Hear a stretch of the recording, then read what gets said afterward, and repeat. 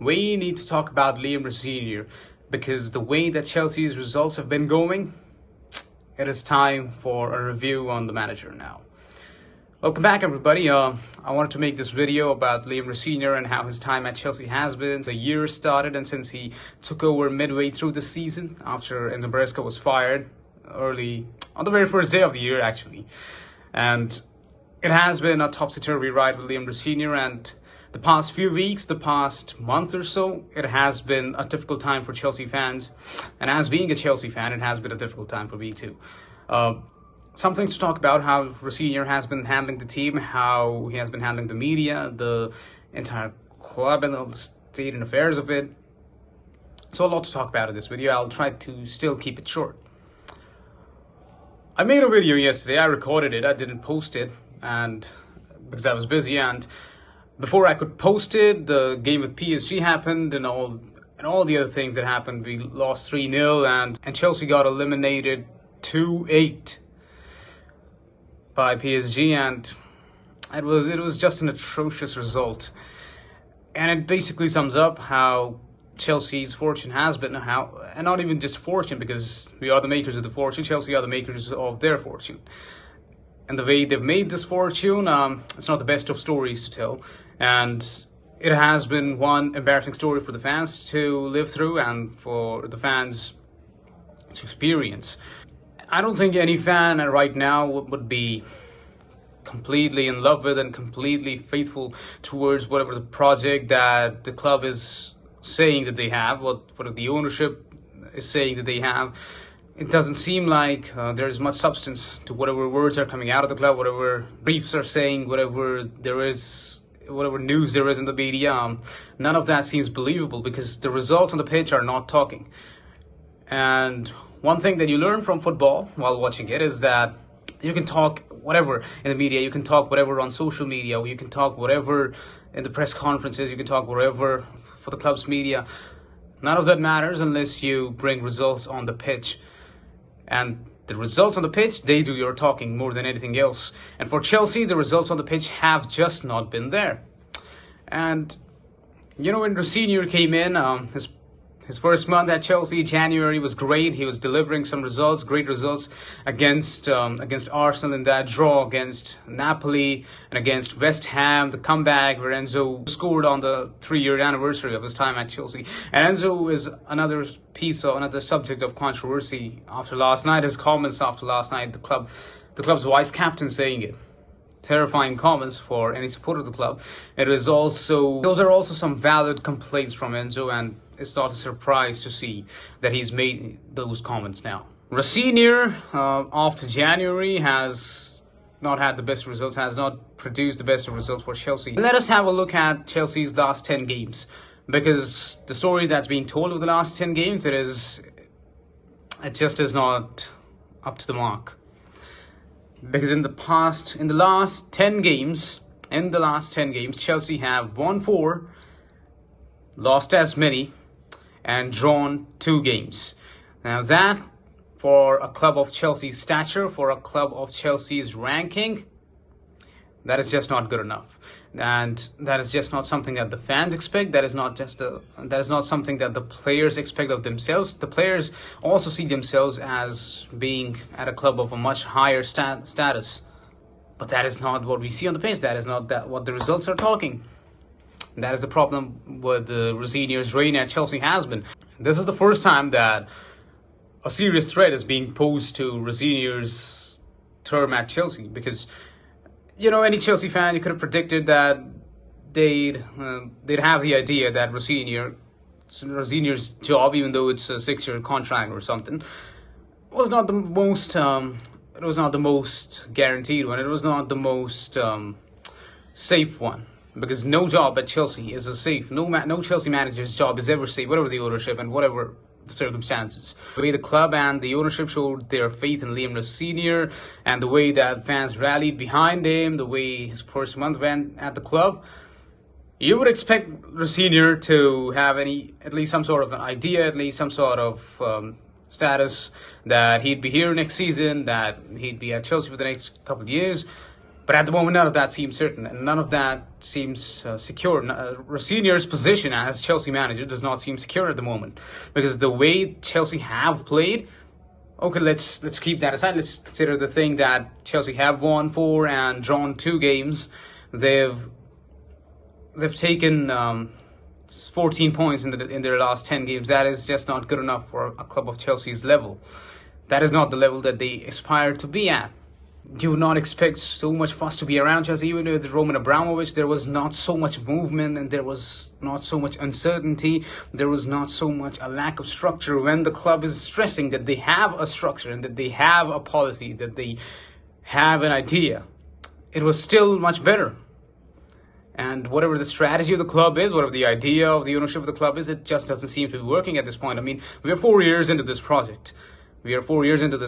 And till when will it just be a transitional period? Until when will it just be a period where we are still struggling to qualify for the Champions League instead of competing for the Champions League trophy and the Premier League top spots?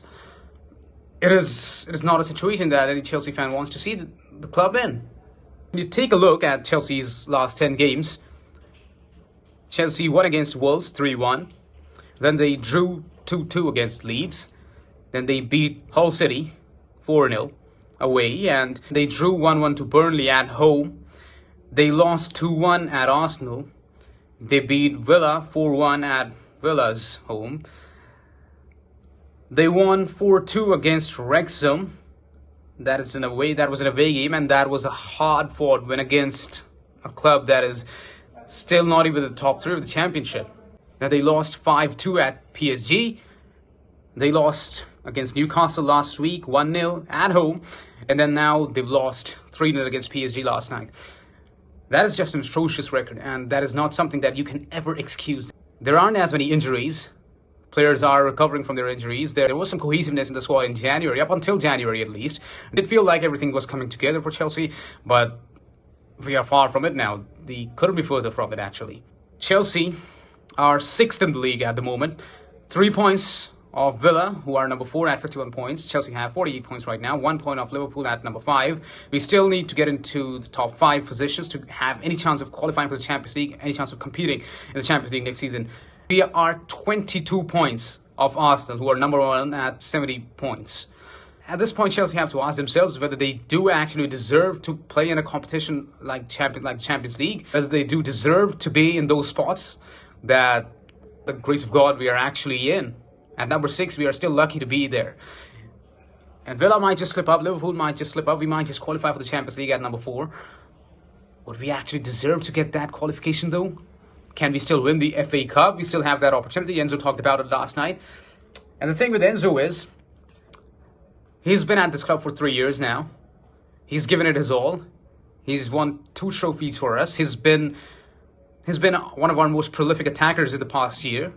He's played through all the personal things that he went through. He's played through all the horrible periods that the team was in the 22-23 season, the 23-24 season under Pochettino, the 24-25 season, which was a particularly successful one under Maresca with the Conference League and the Club World Cup trophies coming in.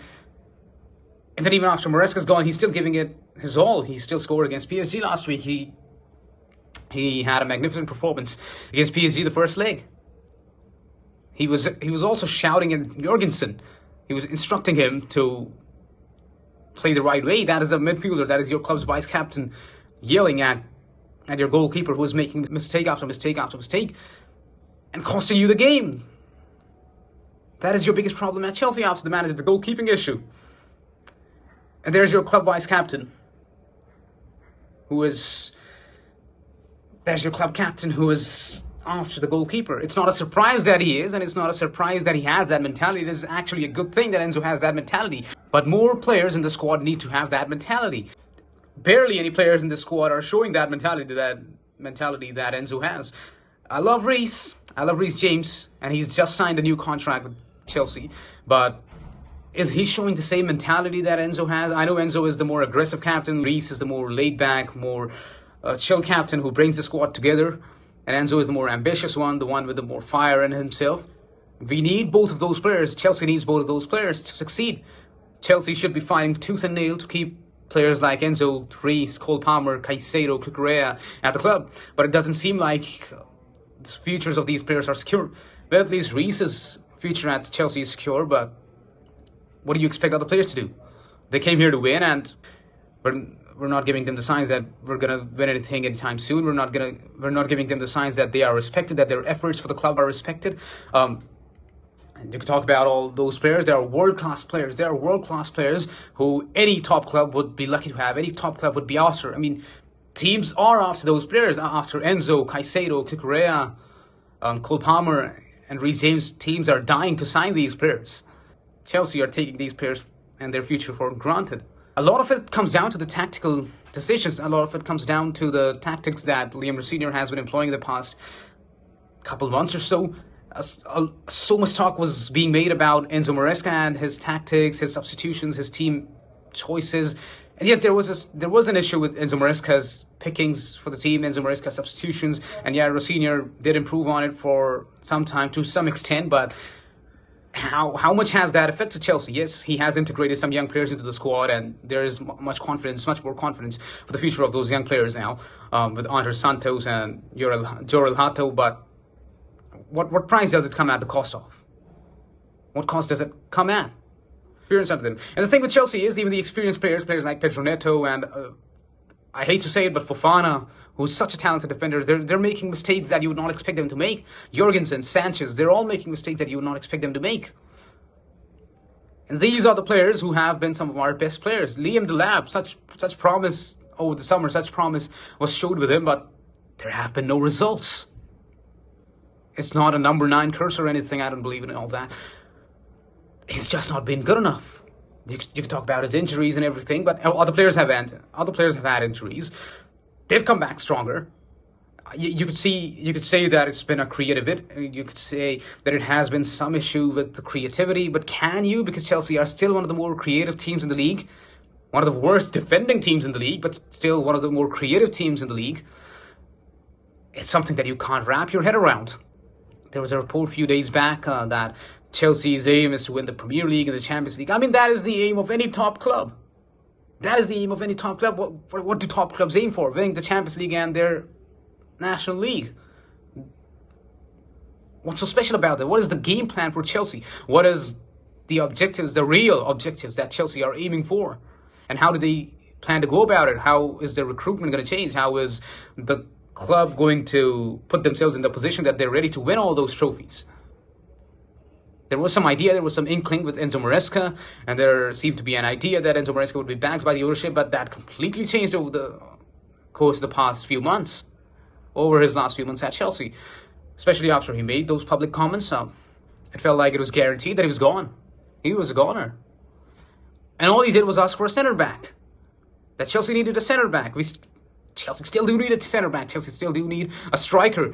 Chelsea still do need a goalkeeper. I know Mike Penders is coming in, but is he ready to get into the first team? I reckon Mike Penders is still ready, is already ready to get into the first team.